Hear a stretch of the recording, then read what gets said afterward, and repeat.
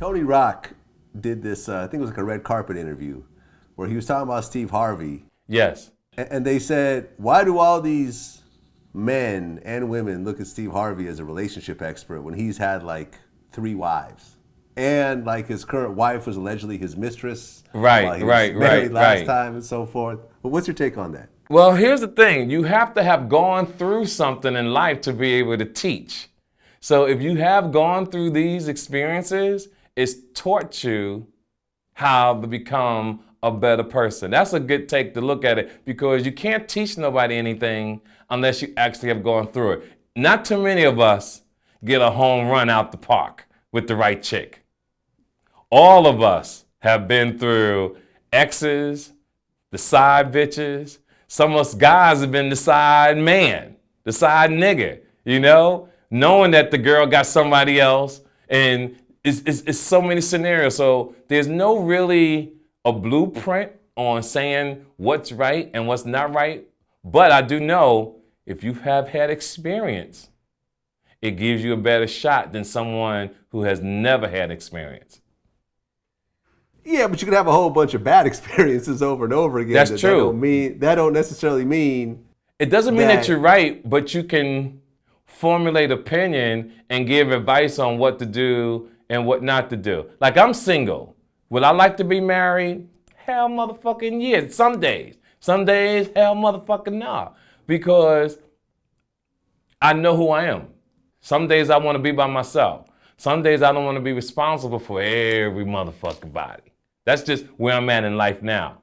I think marriage is really for people who work 40 hours a week, who come home every day, and they want pussy in the house. People who travel the world, who travel a lot, that's wrong for us to marry a woman.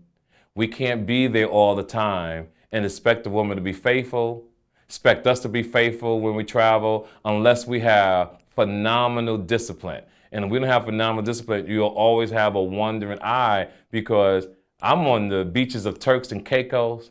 I'm on the beaches of Miami. I'm on the beaches of some of the best places in the world, right? Now, you fall in love with a girl who works 40 hours a week in another country, another state. That's hard, man. Well, or you have the kind of relationship that it ain't really based on who you fucking. It's just based on the relationship and the partnership. Yeah, we all get that every now and then, but man, fuck it. I'm trying to have fun. I'm dating everybody. I'm dating I'm single, but I'll date everybody. Fuck it. I work too hard, and now that I've done you guys shows, I don't have time for myself. But like, when you look at some of the most successful men in the world, almost all of them are married. That is true. And that says a lot. Yes. And when you look at the men who aren't married, you sort of see a greater degree of dumb shit that they do. Yeah, unless you're me. I don't do dumb shit no more. But if you do have that one person that can satisfy you physically, mentally, spiritually, and you're disciplined, you can really just focus on that woman. Because a lot of people don't marry the person they really want. You never thought about that. They get married, but it's not the person they really wanted to marry. That's deep. Yeah, they just gotta settle. At least they gotta settle.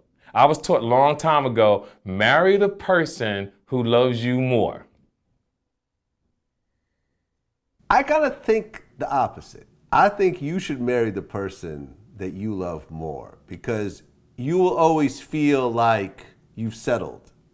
As opposed to, I am so lucky to have this person every day that I'm gonna hold this relationship in high regard.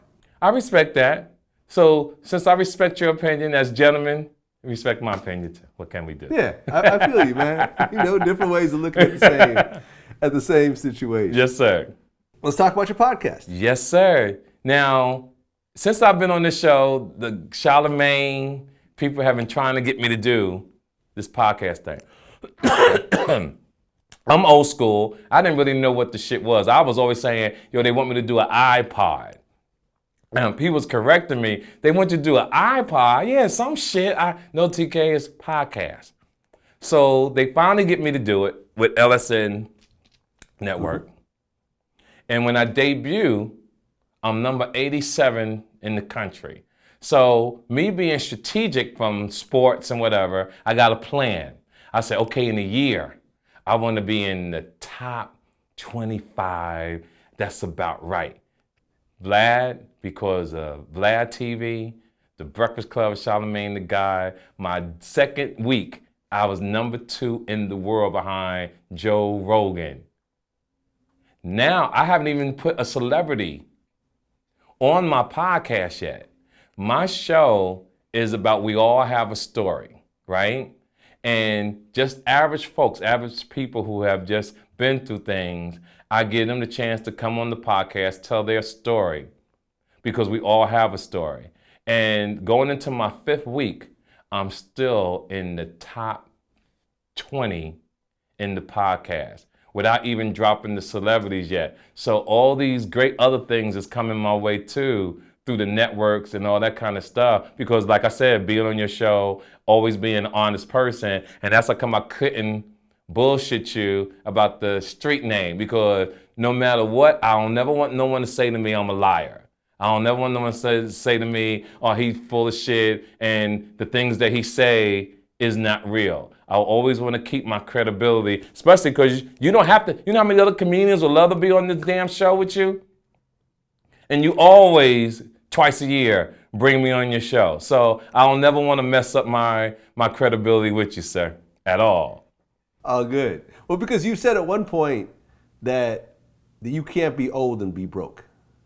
Yes, I was taught through a great friend, David Kleeman, white gentleman, who really taught me how to save money, how to get credit cards. Always said, you never want to get old and be broke, which makes so much fuck sense. I think me and you had this discussion not too long ago, and we had agreed on it, that it's a horrible situation. Even my mom used to say before she passed away, she used to always say, I'm not going to depend on my children to take care of me when I get old. And I just want people to understand that no matter what you do in life, you got to save your money for a rainy day, because think about all the beautiful women, the strippers, the girls on Instagram, who not thinking 20, 30 years from now, who may not get lucky to get a good job, who may not get lucky to have a successful man in their life.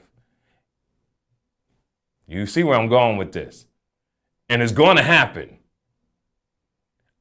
It's going to happen. And they are doomed. Yeah, man. They are doomed. People don't see it, but I see the future. If you don't get your shit together, your ass is in trouble. Yeah, I'm lucky enough where my parents made some good financial decisions throughout their life. And by the time they retired, they were able to cash out on various investments and so forth at a good time, to the point where they're still financially independent. They travel around the world. They don't ask me for nothing, even though I offer them stuff. They turn it down. They say, no, we're good. We don't need it. I love that. You know, they got a nice house. They have nice cars. Yes. Nothing too crazy and flashy, but nice cars that are comfortable in. And they're not worried about it. Where I have friends that have to give their parents money all the time, and it's not the way you want to be when you're in your 50s, 60s, 70s. You sure don't. And like I said, I'm glad that some things that other people won't talk about, we at least bring it to the forefront, because most people are not going to listen to us, but at least you heard it.